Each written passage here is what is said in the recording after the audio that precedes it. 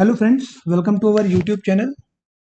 दोस्तों, Indian polity के अपने लास्ट वीडियो में हम लोग कॉन्स्टिट्यूशनल डेवलपमेंट ऑफ इंडिया से रिलेटेड प्रीवियस ईयर क्वेश्चंस को सॉल्व कर रहे थे, जिसमें हम लोगों ने कुछ इंपॉर्टेंट क्वेश्चंस को डिस्कस किया था। उसी वीडियो का ये पार्ट 2 है, ध्यान रखिएगा। आज हम कॉन्स्टिट्यूशनल डेवलपमेंट से रिलेटेड कुछ अन्य जो PYQs हैं, प्रीवियस ईयर क्वेश्चन है, उनको डिस्कस करेंगे, जो आपके ऑलरेडी यूपीएससी या यूपीपीएससी के एग्जाम में पूछे जा चुके हैं क्वेश्चन। ठीक है, तो let's start.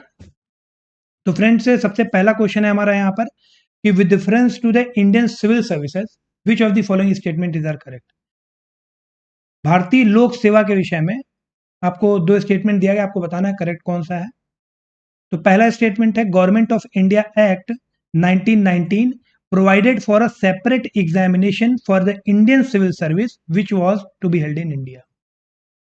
Government of India act जो था हमारा 1919 का, उसने ये प्रोविजन डाले थे कि जो सिविल सर्विसेज का एग्जाम है, अब वो इंडियन सिविल सर्विसेज एक सेपरेट कराया जाएगा और वो इंडिया में कराया जाएगा। ठीक है, ये तो पहला स्टेटमेंट है। दूसरा है in the Indian civil services in 1941 the percentage of Indians was more as compare to the Europeans. भारतीय सिविल सेवा में 1941 में जो भारतीयों का परसेंटेज था, रेशियो था, ये यूरोपियन से ज्यादा था। ठीक है, तो ये हमारे पास दो स्टेटमेंट है। यदि आपको आंसर पता है तो आप कमेंट सेक्शन में कमेंट कर सकते हैं। फ्रेंड्स, ये ARO का जो एग्जाम हुआ था प्रीलिम्स का 2021 का, उसमें क्वेश्चन पूछा गया है। ठीक है, तो फ्रेंड्स इसका सही आंसर होगा सी, बोथ 1 एंड 2। दोनों ही स्टेटमेंट यहां पर करेक्ट लिखे हुए हैं, तो ध्यान दीजिएगा। फ्रेंड्स, लॉर्ड मैकाले की जो रिपोर्ट आई थी, उसके जो भी रिकमेंडेशन थे, ब्रिटिश पार्लियामेंट के द्वारा उनको एक्सेप्ट किया गया और उस बेसिस पे उन्होंने एक merit based civil services exam कराने का निश्चय किया। Merit based civil services exam कराने का निश्चय किया भारत में। ठीक है, और ये पर्टिकुलर प्रोविजन इंट्रोड्यूस हो गया 1854 में, ध्यान रखिएगा, merit based civil services exam. बाद में आप कह सकते हैं कि इस पर्पस के लिए लंदन में एक सिविल सर्विस कमीशन बनाया गया। ठीक है, और 1885 से कॉम्पिटेटिव एग्जाम्स स्टार्ट किए गए। ठीक है, 1885 से जो कॉम्पिटेटिव एग्जाम्स हैं सिविल सर्विस के लिए, उनको स्टार्ट किया गया।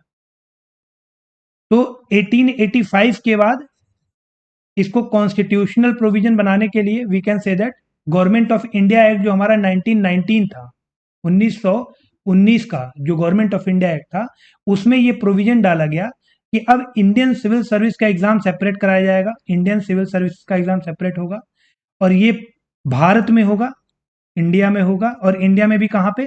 तो पहले होगा इलाहाबाद में और बाद में दिल्ली में।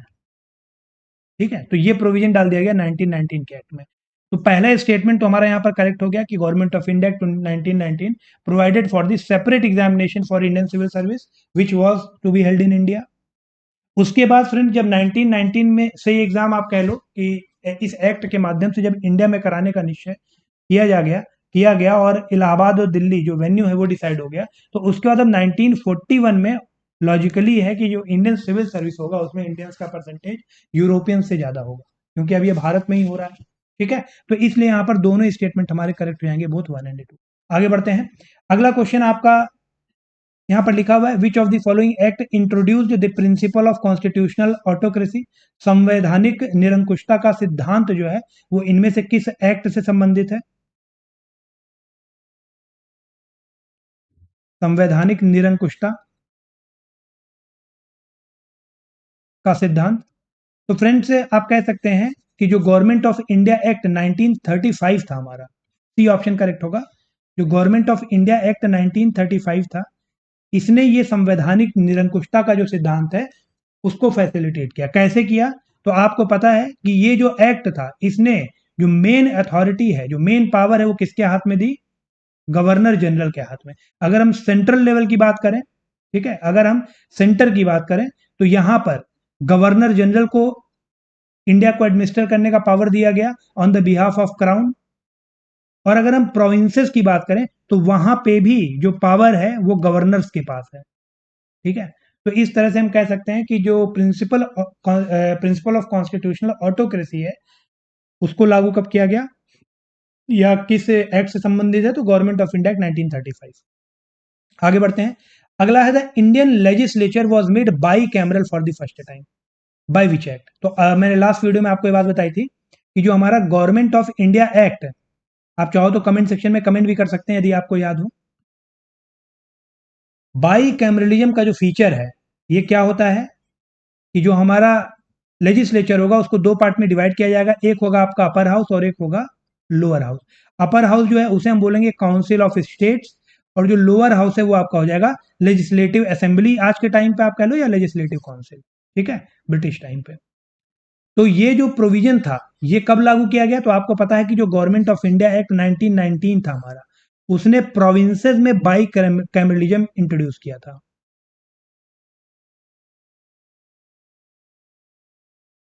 प्रोविंसेस में बाई कैमरलिज्म इंट्रोड्यूस किया था गवर्नमेंट ऑफ इंडिया एक्ट 1919 में, प्रांतों में बाई कैमरलिज्म को इंट्रोड्यूस किया था, ठीक है। इसके साथ साथ और क्या किया था, तो we can say that dyarchy को भी इंट्रोड्यूस किया था प्रोविंसेस में ही, डायरकी भी इंट्रोड्यूस हुई थी प्रोविंसेस में। अब बाई कैमरलिज्म और डायरकी में डिफरेंस क्या होता है, तो ये तो आपका बाई कैमरलिज्म है, ये system lower house upper house वाला। डायरकी की बात करें तो जो लेजिस्लेटिव सब्जेक्ट्स हमारे, जो विषय है कानून बनाने के, उनको दो पार्ट में डिवाइड कर दिया जाता है, एक सेंट्रल लेवल पे और एक प्रोविंशियल लेवल पे। प्रोविंशियल लेवल पे भी जो विषय है उनको दो पार्ट में डिवाइड किया जाता है, एक आपका रिजर्व्ड लिस्ट होता है और एक होता है ट्रांसफर्ड लिस्ट।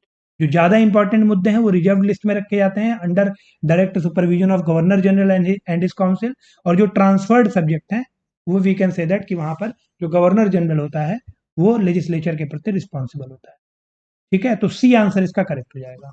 आगे बढ़ते हैं। अगला है the power of the president to issue ordinance is relic of.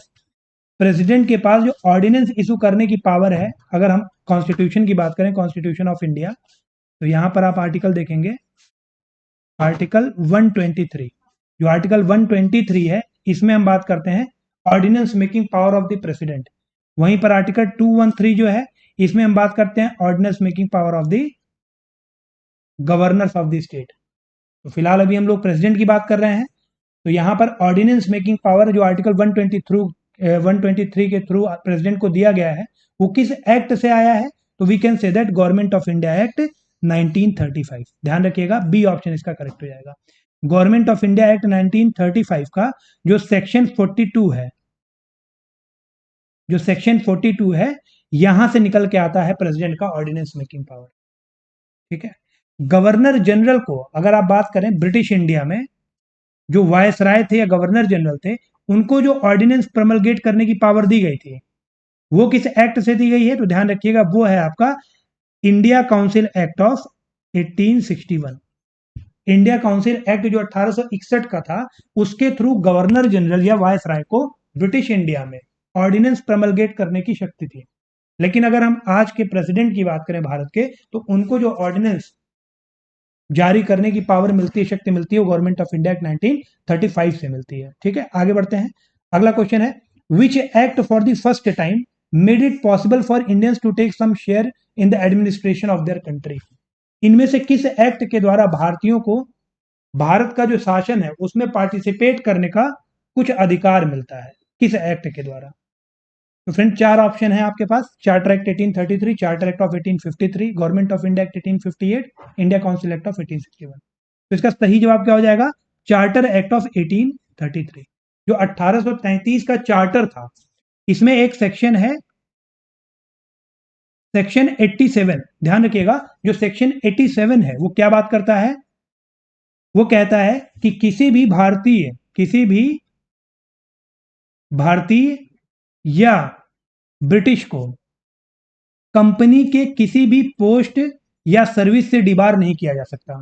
किसी भी भारतीय या किसी भी ब्रिटिश नागरिक को कंपनी के किसी भी पोस्ट, प्लेस या सर्विस से डिबार नहीं किया जा सकता on the basis of religion, place of birth, descent, colour और एनी ऑफ देम। तो ये बात आपके 87 सेक्शन नंबर 87 में लिखी हुई है। तो इसका मतलब जो 1833 का चार्टर था हमारा, it laid down the foundation for participation of Indians in the administration during the political movement. ठीक है। तो 87 वाला जो सेक्शन है वो चीख चीख के बात कहता है कि अब जो 1833 का चार्टर है वो भारतीयों को अधिकार देता है कि वो भारत के शासन में पार्टिसिपेट कर सकें। तो ए ऑप्शन हमारा करेक्ट हो जाएगा। आगे बढ़ते हैं। Distribution of power between centre and state as in the constitution of India is based on which of the following plan. जो सेंटर और स्टेट के बीच में पावर का डिस्ट्रीब्यूशन किया गया है भारत के संविधान में, तो आप देखेंगे ये चीज हमें कहां देखने को मिलती है। तो आप इसको कह सकते हैं जो हमारा 7th शेड्यूल है, 7th शेड्यूल, या अगर आर्टिकल की बात करें तो आर्टिकल 246। तो यहां पर आप देखेंगे कि 3 लिस्ट मेंशन है, union list, central list, state list या कॉन्करेंट लिस्ट। सेंट्रल लिस्ट में जो मुद्दे लिखे हुए हैं उस पर लॉ बनाने का जो अधिकार है वो सेंटर का है, पार्लियामेंट का है। स्टेट लिस्ट में जो मुद्दे लिखे हुए हैं, विषय लिखे हैं, उन पर कानून बनाने का अधिकार राज्यों के पास है, राज्यों की जो विधान परिषद या विधायिका है। और जो कॉन्करेंट लिस्ट है उन पर दोनों ही कानून बना सकते हैं, सेंटर और स्टेट। लेकिन ध्यान रखिएगा, अगर दोनों ने कानून बना दिया किसी एक विषय पर तो जो सेंटर का कानून है वो प्रिवेल करेगा। तो ये जो डिवीजन है, डिस्ट्रीब्यूशन ऑफ पावर है, ये हमें 7th शेड्यूल या आर्टिकल 246 में देखने को मिलती है। ठीक है। अब यही बात ये पूछ रहा है कि ये जो डिस्ट्रीब्यूशन हमें देखने को मिल रहा है वो इनमें से किन प्लान से होकर के निकला है। तो आप कह सकते हैं ऐसा कुछ डिवीजन हम लोगों ने कहां देखा था अभी तक, तो गवर्नमेंट ऑफ इंडिया एक्ट जो 1935 है हमारा, वो भी तो यही बात कहता है कि जो लेजिस्लेशन के सब्जेक्ट हैं, विषय हैं, उनको 2 पार्ट में डिवाइड कर दीजिए। एक आपका सेंट्रल लेवल हो गया, एक आपका स्टेट लेवल हो गया। स्टेट लेवल या प्रोविंशियल लेवल को फर्दर 2 पार्ट में डिवाइड कर दीजिए, रिजर्व्ड लिस्ट और ट्रांसफर्ड लिस्ट में। तो ये जो डिवीजन है, यही तो आज के दौर पर आप देखिए तो जो 7th शेड्यूल या आर्टिकल 246 है उसमें हमें दिखाई देता है ना। और ये इस पर्टिकुलर चीज को हम क्या कहते हैं, डायरकी। तो सी ऑप्शन हमारा करेक्ट हो जाएगा। और ये क्वेश्चन आपका ऑलरेडी आईएएस प्रीलिम्स का जो एग्जाम हुआ था 2012 का, उसमें पूछा जा चुका है। ठीक है। यूपीएससी प्रीलिम्स की 2012 की परीक्षा में क्वेश्चन पूछा जा चुका है। आगे बढ़ते हैं। Federal system and dyarchy at centre introduced in India by which act. तो कई बार अब मैं आपको बता चुका हूं। अब ये क्वेश्चन आपका यूपीपीएससी मेंस का जो एग्जाम हुआ था 2012 और 2013, लगातार 2 साल ये एग्जाम एज इट इज पूछा गया। Federal system and dyarchy at centre was introduced in India by, तो आप सी ऑप्शन को आंख मूंद के टिक कर सकते हैं, द एक्ट ऑफ 1935। आगे बढ़िए। In the federation established under the act of 1935 residuary powers were given to the. अब कह रहा है कि जो फेडरेशन एस्टेब्लिश्ड किया गया है गवर्नमेंट ऑफ इंडिया 1935 के तहत, उसमें जो अपशिष्ट शक्तियां हैं, रेजिड्यूरी पावर्स जो है, वो किसको प्रोवाइड किए गए हैं। तो अपशिष्ट शक्तियां, रेजिड्यूरी पावर्स जो हैं, वो जाहिर सी बात है जो सबसे सुप्रीम बॉडी होगी उसी को दिया जाएगा। तो आप कह सकते हैं सी ऑप्शन हमारा करेक्ट हो जाएगा, गवर्नर जनरल। ठीक है, गवर्नर जनरल को प्रोवाइडेड है ये जो अपशिष्ट शक्तियां हैं, जो रेजिड्यूरी पावर्स की बात की जा रही है। अगर आज के हम कॉन्स्टिट्यूशन ऑफ इंडिया की बात करें तो ये भी रेजिड्यूरी पावर्स की बात करता है। रेजिड्यूरी पावर्स की बात आप देखिए, आर्टिकल जब 248 आप पढ़ते हैं तो उसमें ये बात लिखी हुई है कि जो रेजिड्यूरी पावर्स होंगे it is given to the parliament. मतलब parliament has exclusive power to make any law with respect to any matter not enumerated in concurrent list और स्टेट लिस्ट। अब रेजिड्यूरी पावर है क्या, इनको आप समझिए। सपोज कीजिए जो हमने बात की 7th शेड्यूल की, तो यहां पर जो 3 लिस्ट मेंशन है, यूनियन, स्टेट और कॉन्करेंट। अब अगर कोई ऐसा विषय है जो ना कि स्टेट लिस्ट में लिखा हुआ है ना कॉन्करेंट लिस्ट में लिखा हुआ है, तो उस विषय पर कानून कौन बनाएगा। तो उस विषय पर कानून बनाने का जो एक्सक्लूसिव राइट है, ध्यान रखिएगा, वो पार्लियामेंट का है, यूनियन का है। और इसी को अपशिष्ट शक्ति कहते हैं पार्लियामेंट की। यहीं पर जो हमारा संविधान है, जो हमारा कॉन्स्टिट्यूशन है, आप देखेंगे तो यहीं पे ये यूनिटरी फीचर को दिखाता है। जो यूनिटरी फीचर है कॉन्स्टिट्यूशन का, यहीं पर शो होता है। ठीक है। तो सी ऑप्शन इसका करेक्ट हो जाएगा। आगे बढ़ते हैं। Which one of the following is not an important and permanent constituent in the constitutional history of India as adopted in the Government of India Act 1935? UP PCS में 2010 का एक question है कि इनमें से कौन सी एक पर्टिकुलर चीज ऐसी है जो गवर्नमेंट ऑफ इंडिया 1935 की परमानेंट या इंपॉर्टेंट फीचर में नहीं आता है।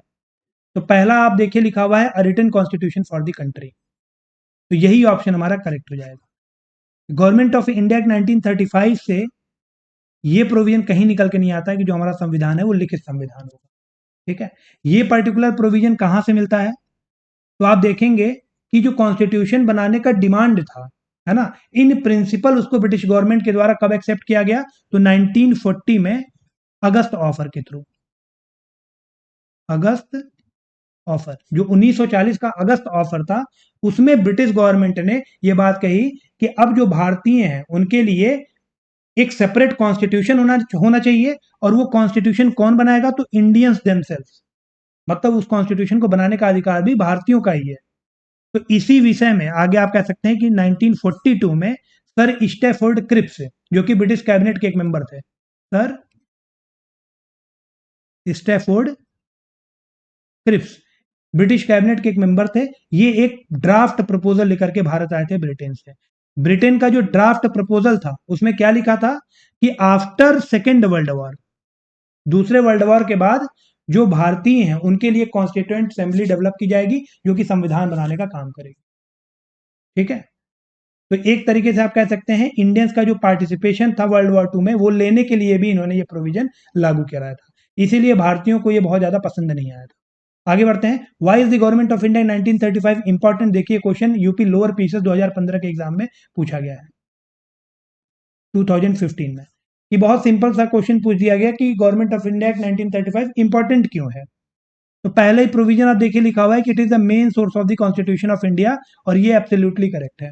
क्यों? क्योंकि आप देखेंगे कि हमारे संविधान में बहुत सारे प्रोविजन हैं जो डायरेक्टली गवर्नमेंट ऑफ इंडिया 1935 से लिए गए हैं। जैसे आप देखिए फेडरल गवर्नमेंट का प्रोविजन हो गया। उसके बाद आप देखेंगे dyarchy at centre, dyarchy at centre के बाद distribution of power, DOP, distribution of power in between centre and state. इसके अलावा अंडर आर्टिकल 124 सुप्रीम कोर्ट। तो ये कुछ ऐसे प्रोविजंस हैं जो डायरेक्टली गवर्नमेंट ऑफ इंडिया 1935 से लिए गए। ठीक है, आगे बढ़ते हैं। Which one of the following acts led to the separation of Burma from India, इनमें से किस एक्ट के द्वारा बर्मा की टेरिटरी को भारत से अलग किया गया था। तो ये ऑलरेडी इसका आंसर मैंने आपको बताया है, आप कमेंट सेक्शन में प्लीज कमेंट करके बताएं। इसका आंसर मैं आपको नहीं बताऊंगा क्योंकि कल मैं इसको बता चुका हूं। आगे बढ़ते हैं।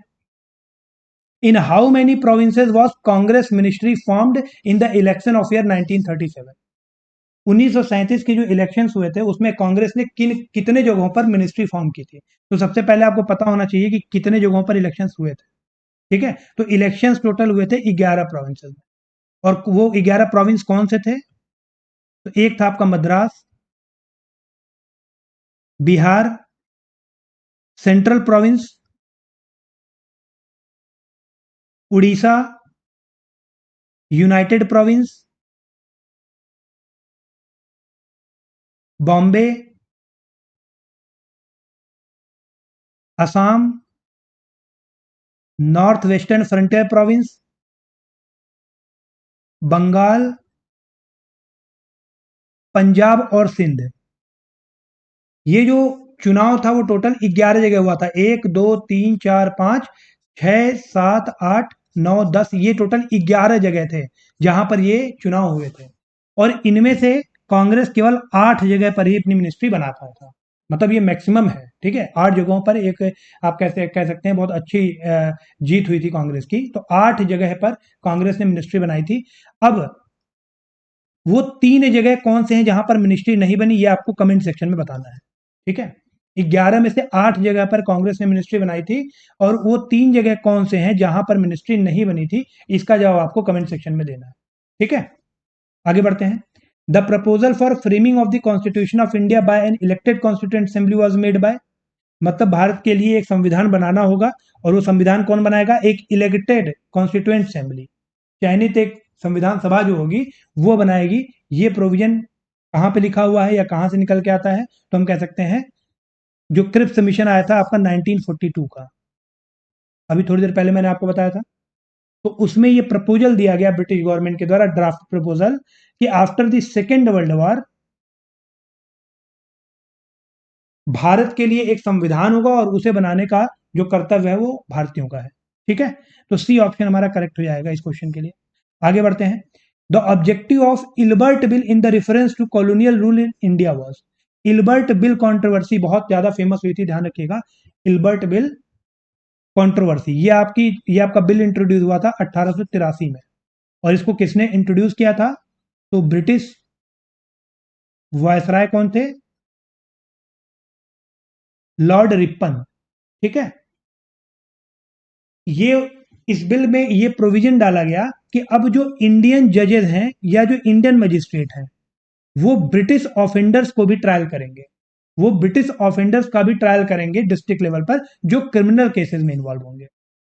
ठीक है, तो ये प्रोविजन था इल्बर्ट बिल का। तो अब आप अपने ऑप्शंस को पढ़िए।